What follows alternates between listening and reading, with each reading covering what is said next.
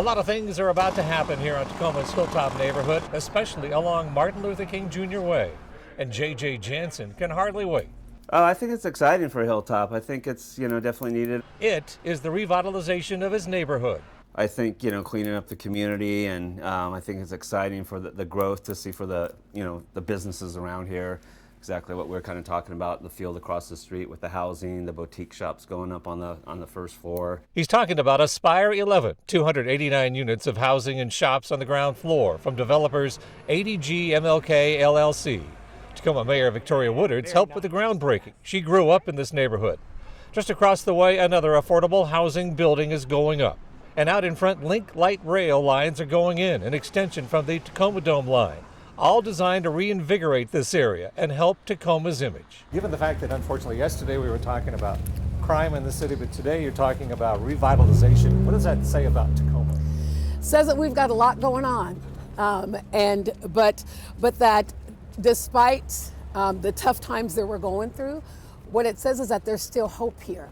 And there's still opportunity here. I think it's great, it adds a lot of value to the city, but we need to be careful not to displace too many people through gentrification, because we already have a huge homelessness problem. Even though the People's Park homeless encampment is now gone, there are still folks out on the streets.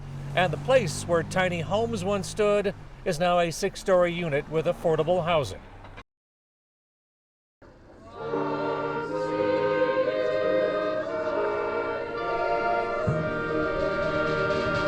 It begins with a call to action. We must continue to share their stories, to remember what they sacrificed for the rest of us, because few men and women choose to put their lives on the line to serve and defend the Constitution. After 2 long years of commemorating from a distance, people here are sharing stories of the fallen and taking part in a ceremony that's in person for the first time since 2019. COVID had a definite impact on the operation at national cemeteries across the nation.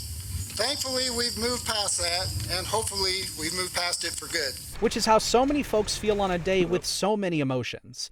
Because beyond the salutes, the speeches, and the bugle horns, it's about these hundreds of family members visiting loved ones who are no longer here. This is my father. He was in World War II. He was in the Navy. Cecil William Duncan died in 1997. But his son Dan comes to visit him around this time of year. We don't really think about it as a daily thing, but on Memorial Day, Veterans Day, we try to come out here as everybody else out here, and it kind of brings back the old memories. He's thankful to see in-person ceremonies like this one return. It'll be a good thing. We should do it every year now. That's how the Bainbridge family feels too. And it's so nice to see people coming back together again. They're here to see Robert and Chong Bainbridge, William's parents. Robert served overseas. He is a Vietnam vet, so we try to really remember him, especially on days like today. Because days like today aren't just important for the families, but for the country to remember what's most important and to teach the younger generations why we pay respects to the people who fought for our freedom. We have 2 little boys. I want them to know the sacrifices that others made. But I just don't know where I'm going to go. 4 years ago this month, more than 60 families living at what was called the Tiki Apartments in Tacoma were faced with eviction so new owners could renovate the place. All we can do is hope. All we can do is pray. Sarah Howe, who is blind and in a wheelchair, and Donna C. among them, astonished that people started seeing our coverage and really wanted to help. Hopefully, what this will bring people out to possibly help people here. We continued to do stories, and the more we did, the stronger their movement became, taking on City Hall and the state legislature.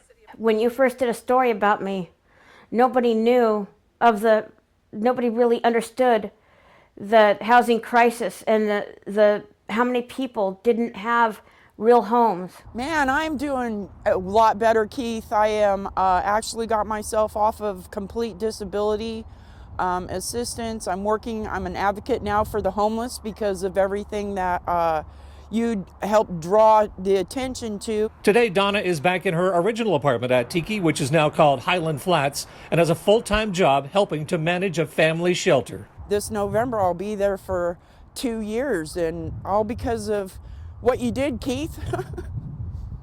I'm glad that we could help. Here she comes. And Sarah has a safe and secure home. or the new cat, Joy Joy. Without Komo, I don't really know where we'd be right now. You really helped us out a lot, and you know, Komo staff altogether helped, but Keith, we really have you to thank. I can't say that enough. Well, I'm honored that you would say that. Everybody says it.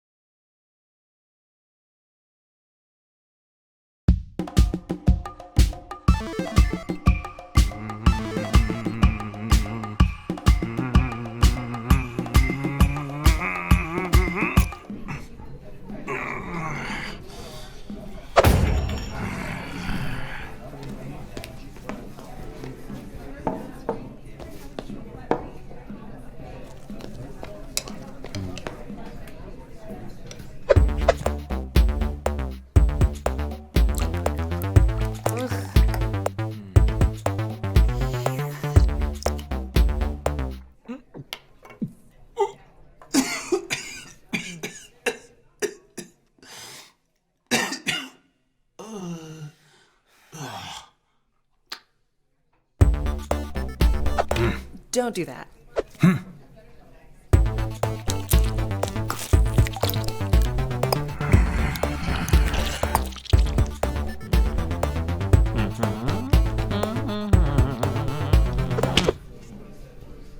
Of course.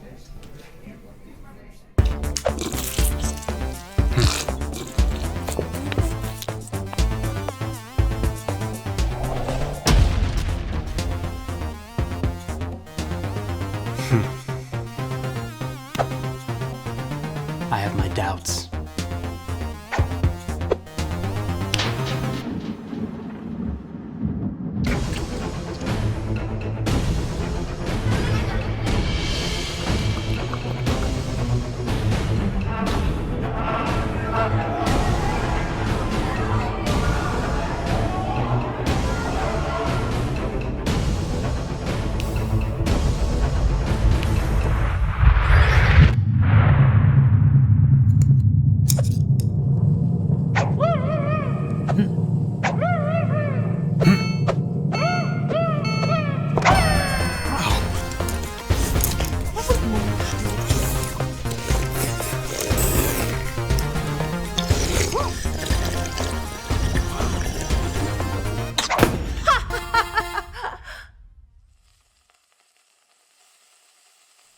What is it?